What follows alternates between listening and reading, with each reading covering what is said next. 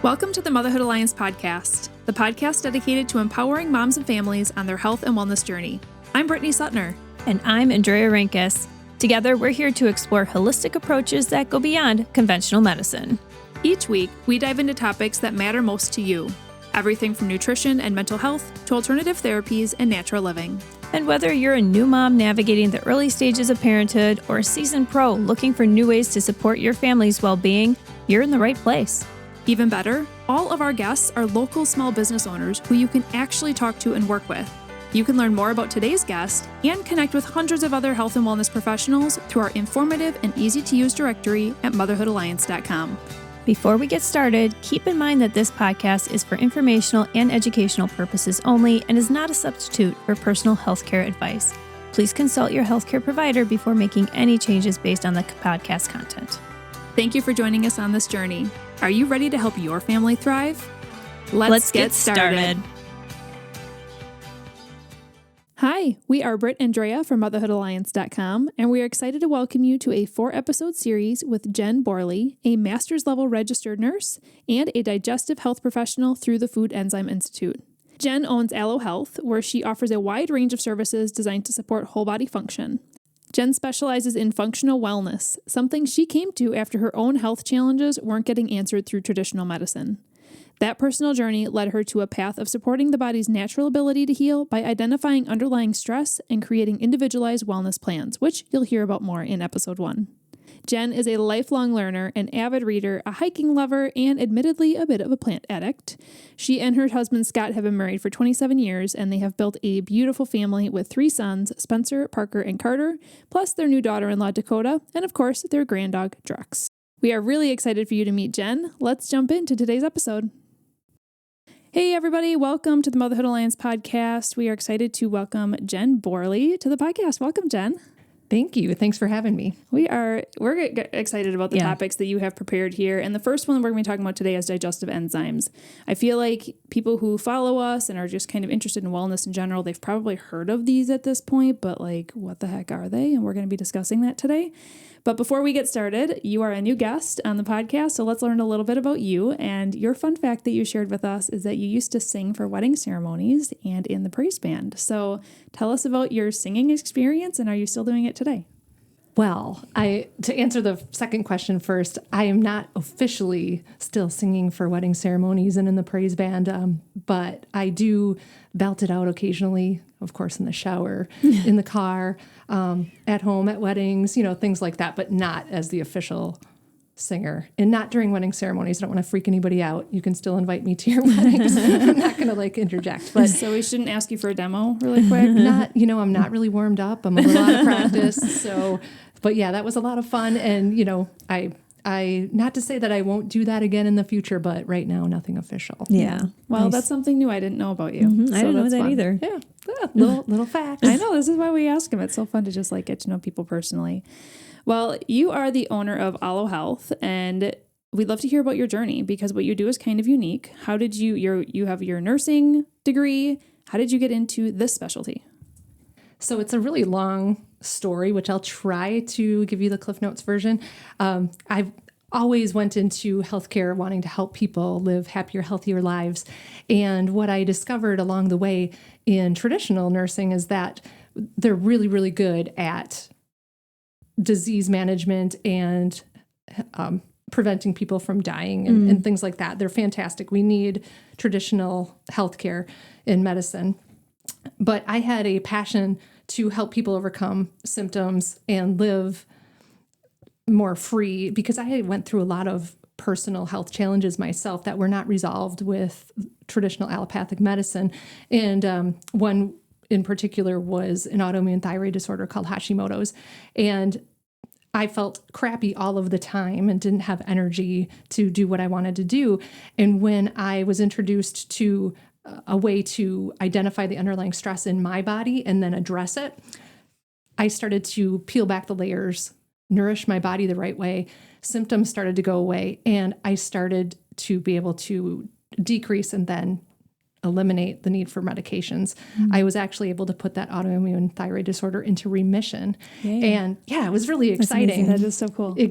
Exceptionally exciting. So then I pursued certification through the Food Enzyme Institute that's located right in Madison, Wisconsin, and was able to start practicing as a digestive health professional, and then started practicing on my own, partnered with some people, and then became the co-owner of Alo Health, eventually then the only owner of Alo Health, and then built up things from there as far as how to help people.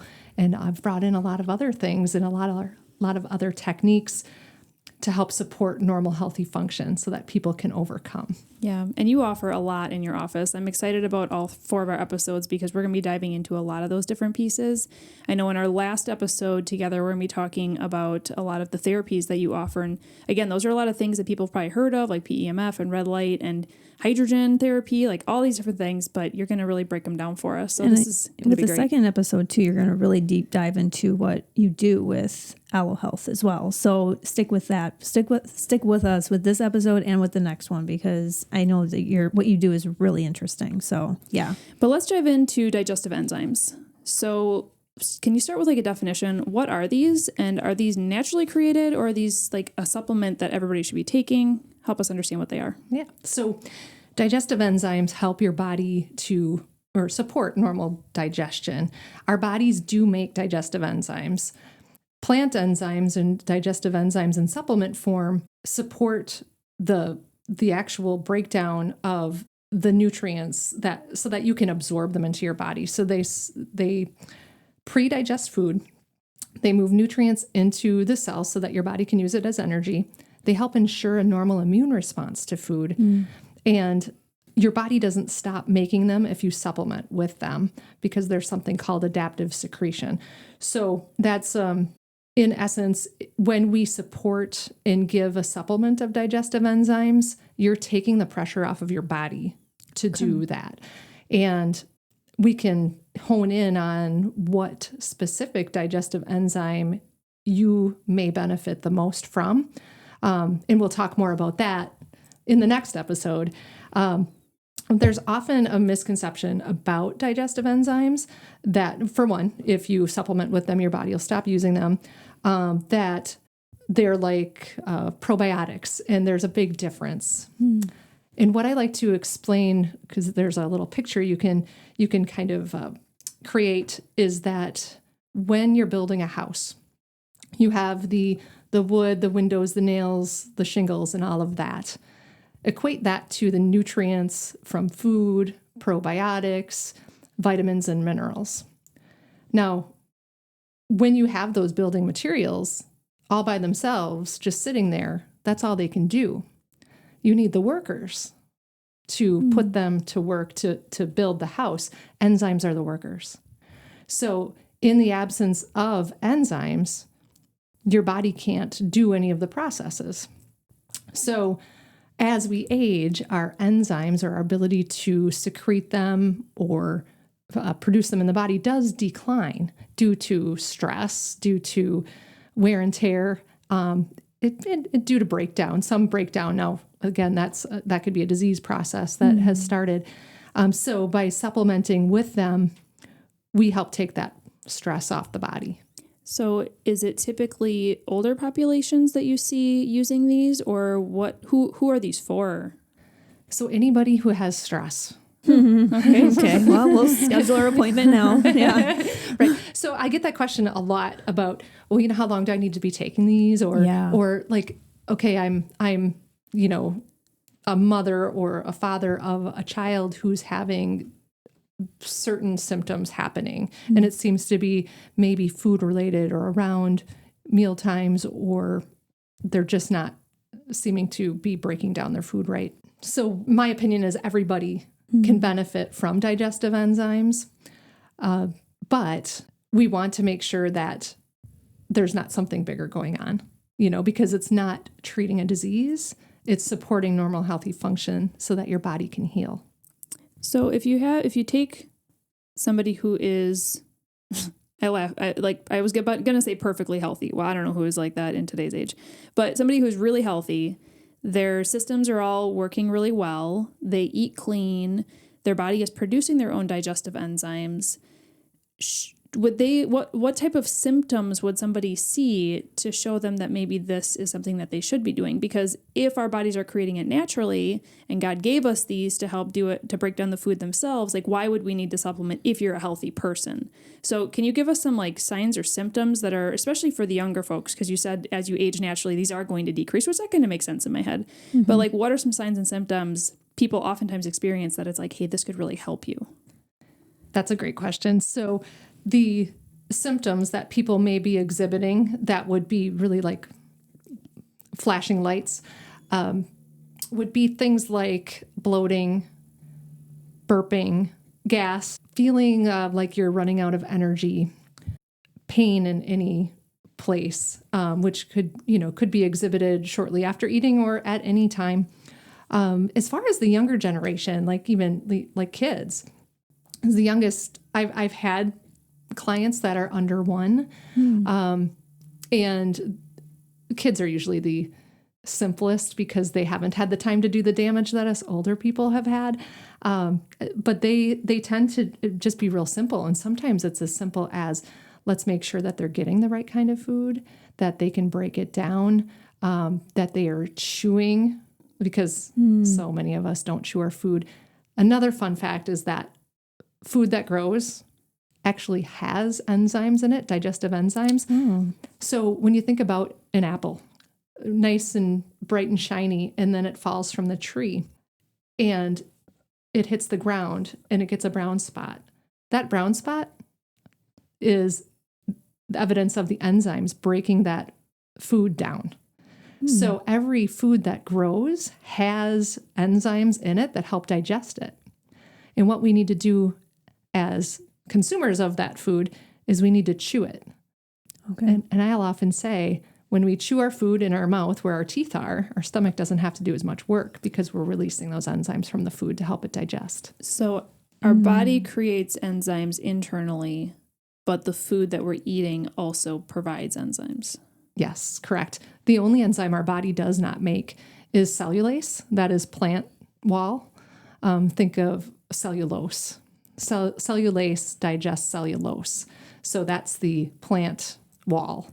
And so when we chew our food in our mouth where our teeth are, we don't have to do as much work chemically in our stomach to break down that food. That makes sense. Okay.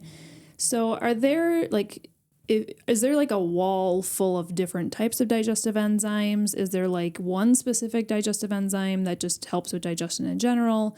If you maybe have a food sensitivity, are you supposed to be taking this specific digestive enzyme because you have an intolerance technically to dairy, but you don't really care and you're going to eat it anyway, and so this enzyme is going to help you process it? Like, how many are there?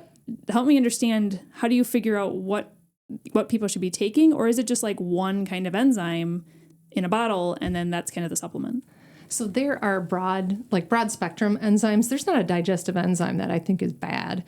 So even if you don't use the brand that I prefer, it's going to do you some good if you take it with your food. The misconception out there is that, okay, I take these enzymes one time a day and it's going to help me digest my food throughout the day. And that's not entirely true. To figure out the kind of enzyme or the specific enzyme combination that is best for you, that's where we're going to get into a little bit more in the next episode.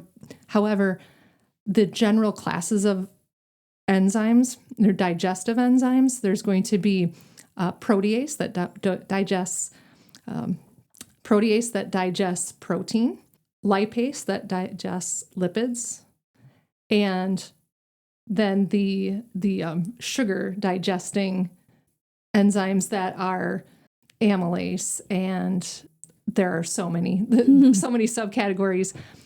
So digestive enzymes for eating food are one thing, and then there are enzymes that we can use on an empty stomach that may go after things that are not exactly in our stomach anymore, but they're in our system, and that's why we take them in between meals or outside of meal times, so that it can go maybe help support normal lipid levels, help support the body getting rid of foreign proteins that might be in the system.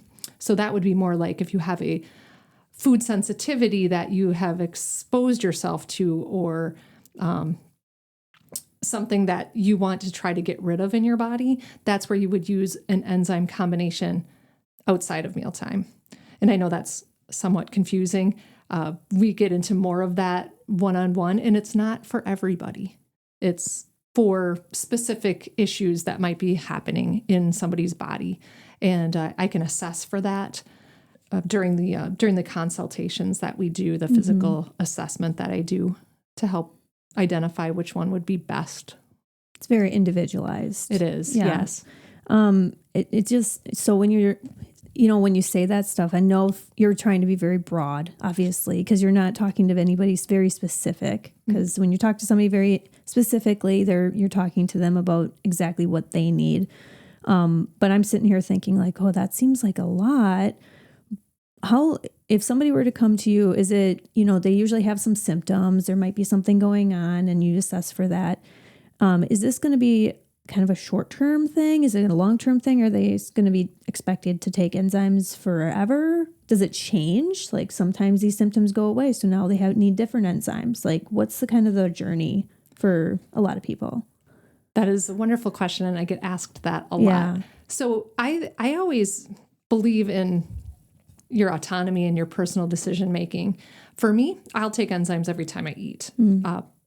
I've come a long way from all of the things that I had gone through. And I like to equate it to my family, my sons, because I have a son that will take them every time he eats because of the stress that has been on his body and the things that he's gone through. And he really, really likes how he feels when he takes them. I have a son that'll take them from time to time, like usually when he's over at our house or, Gotta make sure mom sees me taking these. Right. But actually asks for them or if he's under times of increased stress.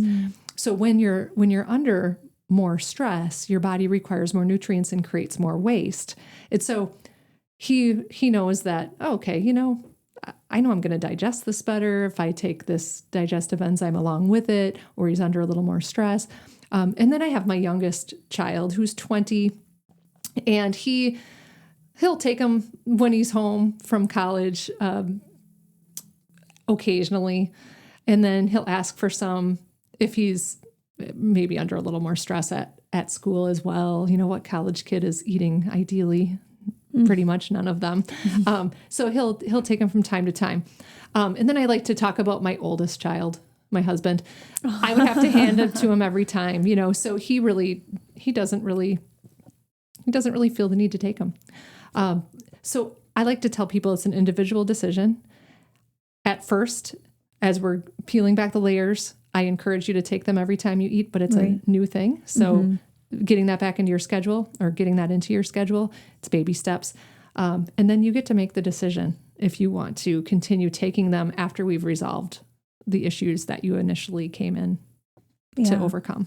Yeah. For someone who is like, feeling pretty good in general and wants to do this for a wellness and preventative type tool, what would they notice? So like you said, I think it was your oldest, he takes them because he likes how he feels when he takes them, and he doesn't necessarily like how he feels when he doesn't. So like for you, who's been on them even for a while, if you weren't able to take them for a couple of weeks, what differences would you feel from just like a wellness perspective? That's a great question that I don't know if I would. It depends on how well I'm eating. I know how well I'm chewing my food thoroughly every meal. Not to say that, I'm kind of a food Nazi, so I eat really clean. I might notice a little bloating if I am eating something maybe out of proportion. I really don't go without taking them, but I should try it. I should try not taking them. There have been meals that I don't take them and I don't really notice a ton. Sure. It's more of the buildup over time of, taking the stress off. And I'm 50, so I've put a lot of time on the earth putting stress on my body. Yeah. And so I just feel better when I do take them as far as energy goes and digestion and elimination. I feel better when I take them. You mentioned chewing the food is really important. Yes. There's obviously the enzyme portion. Do you have any other tips for just having really good digestive health in general? Oh, yeah. Meals over snacks. meals over grazing, and make sure there's an order of food that I believe helps with digestion and absorption and elimination. And vegetables first, every meal. Protein and fat, every meal. The other things come after, and if you're full, you may not need them. So get your first things first, the things that are needed first to fuel your body and help your digestion, help your microbiome, feed your microbiome, those things first, and then other things later. And also try to drink your fluids outside of meal times. Why? Well, we want to fill up our stomach during meal times with nutrients, not liquid. Liquid goes through the digestive tract faster than solids do. And our stomachs are whoopee cushions, not cauldrons. So we want to signal our brain with the right signals, that stomach to brain connection of saying, hey, my stomach's getting full and I'm going to slow down. But if I've filled it with liquid, that's going to go through faster. And then it's going to kind of be doing that, fill the balloon up, empty the balloon kind of faster. You're going to be hungrier faster than you would be if you just ate a meal, ate the nutrients that you need, and then drink your fluids outside of meal times to hydrate.